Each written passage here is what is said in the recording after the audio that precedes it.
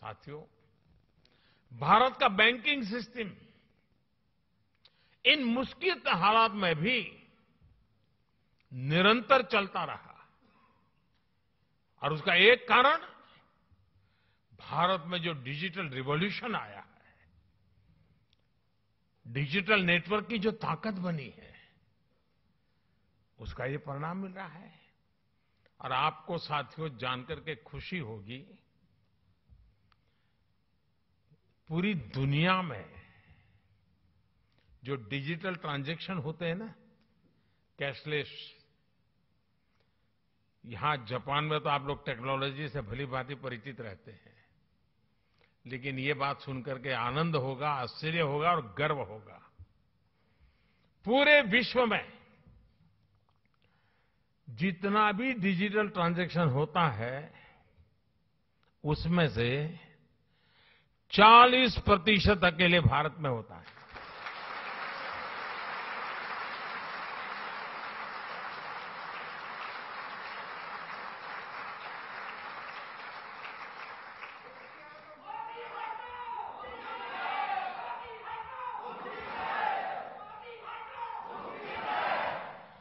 Corona के शुरुआती दिनों में जब सब बंद था,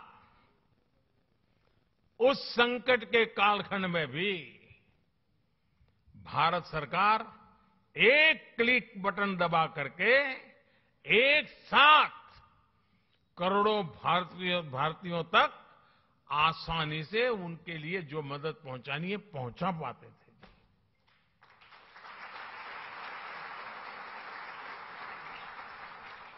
और जिसके लिए मदद तय थी,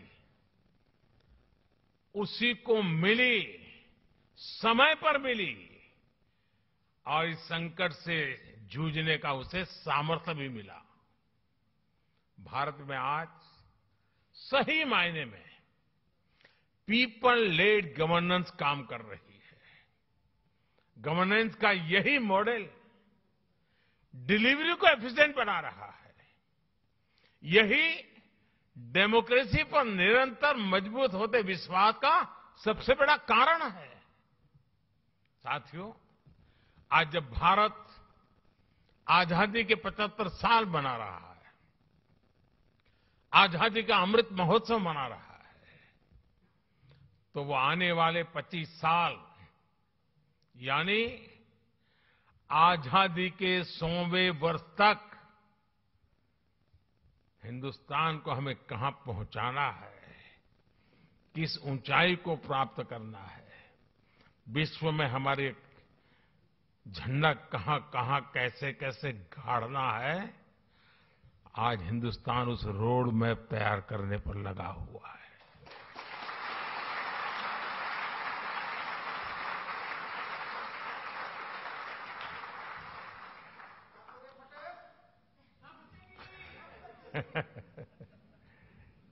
आजादी का ये अमृतकाल भारत की समृद्धि का, संपन्नता का एक बुलंद इतिहास लिखने वाला है। दोस्तों, मैं जानता हूं कि ये जो संकल्प हमने लिए हैं, ये संकल्प आप पे बहुत बड़े हैं, लेकिन साथियों, मेरा जो लालन पालन हुआ है,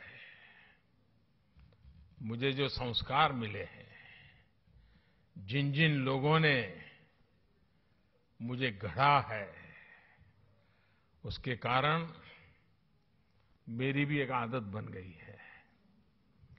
मुझे मक्खन पर लकीर करने में मजा नहीं आता है, मैं पत्थर पर लकीर करता हूं।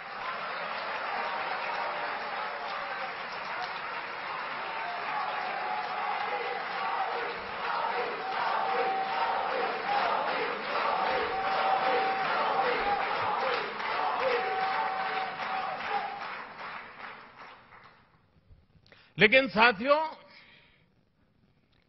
सवाल मोदी का नहीं है।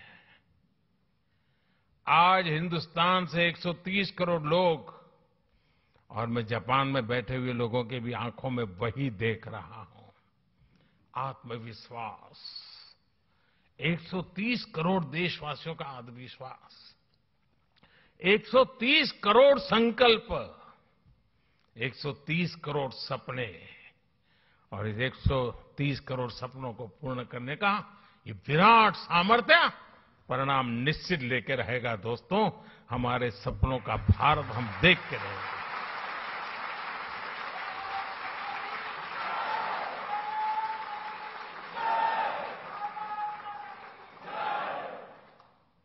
आज भारत अपनी सभ्यता, अपनी संस्कृति, अपनी संस्थाओं के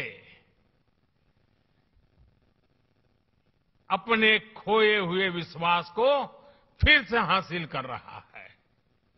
दुनिया भर में कोई भी भारतीय आज सीना तान करके आंख में आंख मिला करके हिंदुस्तान की बात बड़े गर्व से कर रहा है।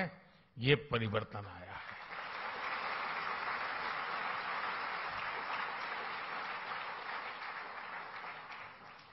आज मुझे यहां आने से पहले भारत की महानताओं से प्रभावित कुछ लोग जो अपना जीवन खपा रहे हैं, ऐसे लोगों के दर्शन करने का मुझे मौका मिला और बड़े गर्व से वो कह रहे थे योग की बातें, वो योग को समर्पित है। जापान में भी शायद ही कोई होगा जिसको योग की कल्पना न हो। हमारा आयुर्वेद, हमारी पारंपरिक चिकित्सा पद्धति, आजकल तो हमारे मसाले सब दूर, उसकी मांग बढ़ रही है। लोग हमारी हल्दी मंगवा रहे हैं। इतना ही नहीं साथियों, हमारी खादी,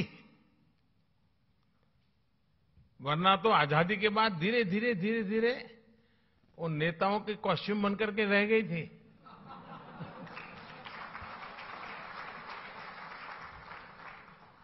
आज उसका पुनर्जीवन हो गया है। खादी ग्लोबल बन रही है जी। यही तो भारत की बदलती हुई तस्वीर है दोस्तों। आज का भारत अपने अतीत को लेकर जितना गौरवान्वित है, उतना ही tech led, science led, innovation led, talent led future को लेकर भी आशावान है। जापान से प्रभावित होकर स्वामी विवेकानंद जी ने एक बार कहा था कि हम भारतीय नौजवानों को अपने जीवन में कम से कम एक बार जापान की यात्रा जरूर करनी चाहिए।